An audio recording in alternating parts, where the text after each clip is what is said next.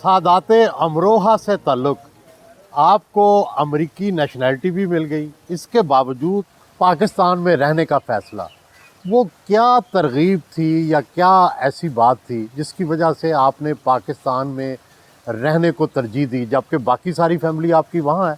सुहेल साहब, बहुत अच्छा सवाल आपने पूछा। मुझे और हर किसी को अपने वालिदैन से बहुत मोहब्बत और रग़बत होती है, तो कानूनी बात नहीं है इसमें।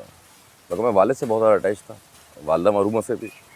तो यहाँ के जो हालात 90 से क्रिएट हुए, कुछ सेक्टेरियन ग्राउंड थे, कुछ एथनिक ग्राउंड थे, तो जो और मेरे वालिद हिजरत करके इंडिया से आ चुके थे, तो उन्होंने हमारी बेहतरी के लिए उस वक्त फ़ैसला तो यही किया कि अमेरिका जाओ, और मेरा एडमिशन हो गया था मास्टर्स प्रोग्राम के अंदर भी।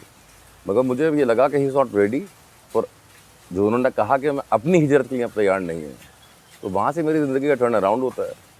और पाकिस्तान से जितनी भी मोहब्बत है जो हर किसी को अपने मुल्क से होती है, मेरे वालिद बहुत ही मुहिब वतन पाकिस्तानी थे, और वो कहते थे, बेटा हमने जो इंडिया से हिजरत के बाद मसाइल देखे और हिजरत के दरमियान देखे, अब मैं अपनी ज़िंदगी में दूसरी हिजरत नहीं चाहता। अच्छा, अमेरिका की ज़िंदगी बहुत फैसिनेट भी करती थी, इसमें कोई शुबा नहीं। आपकी वहाँ सेटल जी, और अल्हम्दुलिल्लाह मेरे सारे बहन भाई डॉक्टर हैं। बड़े भाई कामरान, दोनों बहनें डॉक्टर हैं। फ़रहीन सबसे बड़ी बहन है हमारी, फौजिया छोटी बहन है।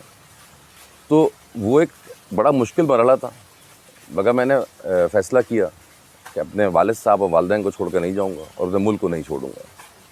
तो इस तरह से मैं 98 के अंदर वापस आया और यहाँ पर कारोबार शुरू किया। ये बताएं कि आपके समाजी, रिफाही और तालीमी और ख़ासकर हेल्थ के मामले में आपके बहुत से, आपके वालिद ने कई मंसूबे शुरू किए, आपने शुरू किए, इनकी तफसील क्या है और कितना का आपका ख़र्च होता है उन पर सालाना? सर, इसका सिलसिला ये है कि मेरे वालिद साहब की ज़िंदगी की ख्वाहिश थी कि वो डॉक्टर बने। वो एक सेल्फ मेड इंसान थे। मेरे दादा इंडिया में एक रियासत के वज़ीर भी रहे, मगर मेरे वालिद ने गुर्बत में आँख खोली और वो एक सेल्फ मेड इंसान रहे। इंडिया में जब सेटल हुए तो उन्होंने पाकिस्तान हिजरत की, और पाकिस्तान में भी उन्होंने एक बहुत अच्छे अंदाज से तरक्की करते हुए नौकरी भी की, कारोबार भी किया, और आखिरी वक्त में इंतहाई फ़ाल किरदार अदा करते रहे। तो उनकी ख्वाहिश थी सारे बच्चे डॉक्टर बने। तो ईमानदारी की बात है, मैं डॉक्टर बनना मैं नहीं चाहता था। मेरा शुरू से बिज़नेस की तरफ रुझान था। मगर जो यहाँ पे देखा मैंने कि वालिद साहब की भी ख्वाहिश पूरी हो और हेल्थ केयर और एजुकेशन से रिलेटेड हूँ। मेरे वालिद ने अपने हमारे दादा के नाम पे अल रज़ी फाउंडेशन की बुनियाद डाली थी, जिसके नाम से इस वक्त 2 तालीमी इदारे स्कूल चल रहे हैं ऑन सेल्फ सस्टेनेबल मॉडल। तो इसी तरह से मैंने सोचा कि जब डिग्री ले ली है डेंटल सर्जरी की, by profession I was a dental surgeon, कि यहाँ पर रहते हुए, क्योंकि 2 जगह हमारे मुल्क में अभी भी फुकदान है, वो हेल्थ केयर और एजुकेशन है। आपके कितने अदारे हैं आप? सर, ये हमारे 2 स्कूल चल रहे हैं इस वक्त। मेन हमारा Liaquat college of medicine and dentistry है, एक डेंटल कॉलेज है, मेडिकल कॉलेज है, नर्सिंग कॉलेज है, वोकेशनल ट्रेनिंग का स्कूल है, और हॉस्पिटल है 250 और बेड का। रिफाही अदारे कितने हैं? रिफाई इदारे हम सोशल सिक्योरिटी का हॉस्पिटल पिछले 25 साल से मैनेज कर रहे हैं। अच्छा। और 2 अस्पताल और हम मैनेज कर रहे हैं, और टर्शियरी क्लिनिक इसके अलावा हैं।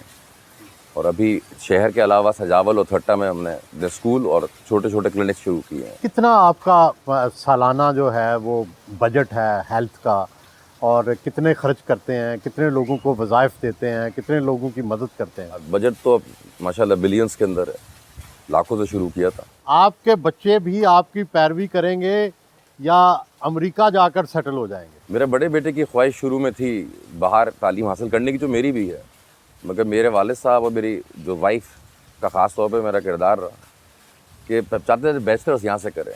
तो उसका माशाल्लाह इस साल IBA के अंदर यहाँ पे मेरिट पे एडमिशन हुआ। छोटा बेटा अभी O लेवल्स का इम्तहान देने वाला है, मगर मेरी ख्वाहिश है कि बैचलर्स पाकिस्तान से करें, तालीम ज़रूर हासिल करें बाहर, मगर वापस पाकिस्तान ही आएँ, और मुझे उम्मीद है कि मेरी ख्वाहिश पूरी करेंगे। पाकिस्तान की आबादी रोज़ बरोज़ बढ़ रही है, मसाइल भी बढ़ रहे हैं।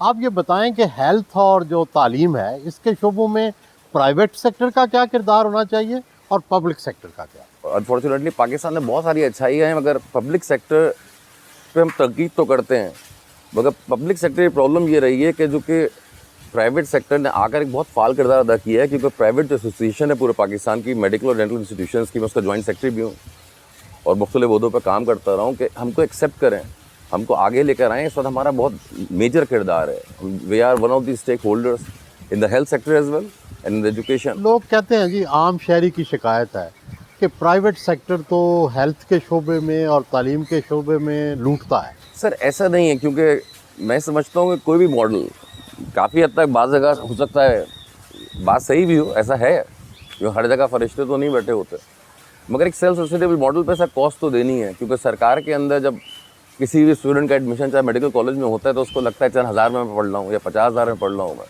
जबकि मैं समझता हूँ उसको अगर असर कैलकुलेट करेंगे फाइनेंशियल एस्पेक्ट पे जाते हुए, तो एक प्राइवेट सेक्टर की जो फीस है जो कि नॉर्मली 14 से 15 लाख रुपए पर एनम है एक स्टूडेंट की, सरकार में ही ज़्यादा कॉस्ट कर रहा होता है पर स्टूडेंट में, क्योंकि सरकार गवर्नमेंट दे रही होती है तो आदमी को एहसास भी उसका नहीं होता, गालिबा दर्द भी नहीं होता।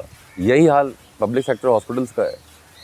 तो मैं समझता हूँ कि दोनों चीज़ें मिली जुली हैं सर। आपका ख्याल है दोनों को मिलजुल के चलना चाहिए? सर पब्लिक सेक्टर को हमको एक्सेप्ट करना चाहिए, हमको रेगुलेट ज़रूर करना चाहिए कि स्ट्रेंगुलेट ना करें।